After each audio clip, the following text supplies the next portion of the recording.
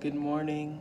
I hope that this finds you all well, healthy, excited, nourished, and present.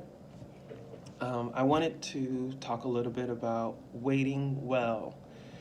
It is a topic that was brought up in my Connect group last night around, we were just talking about waiting well, right? And what that means is when you're in a season where you know God has promised you something, whether it was yesterday, last week, 5 years ago, since you were a kid, whatever, you know that there is a promise with your name on it, and yet you feel like you've been waiting so long. And, you know, what does that mean? What does it mean to wait well? How do we wait well when we're upset and on social media and the news? It's a crazy place, right? It's a crazy platform. How do you keep sane? How do you wait well?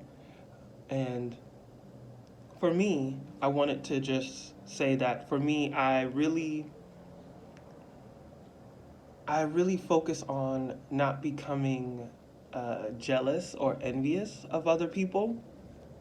I think we live in a world where, again, we're being fed all of these examples of living your best life, right?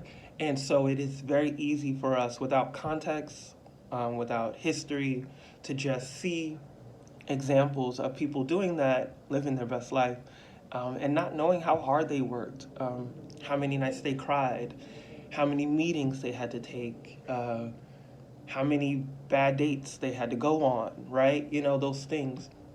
And so I really want to offer the importance of moving in, uh, moving not in jealousy and envy, right? We have to do a better job of uplifting each other and recognizing that when other people are doing well, it is not an attack on your promise. God's promise for you is going to happen. It will happen. For some of you, it has happened. And you can attest that it took time, right? And yes, there were nights where you were angry, where you cried, where you were unsure, where you wanted to give up, but you kept going. And so, again, it is really important that we look at each other's lives. And if you see something in someone's life that you admire and that you are inspired by, ask questions, start conversations around how did you get there? How did you feel in those moments where you wanted to give up, right? We need to have these real conversations instead of moving in jealousy, which becomes anger, which becomes just toxic. It's just a waste of time. And so, yeah, that's what I wanted to say. So I wanted to send love and send this video to anyone who feels like, again, they're in a season of waiting. God, where is the promise that you have promised me? And again, I want to just remind you that it is coming.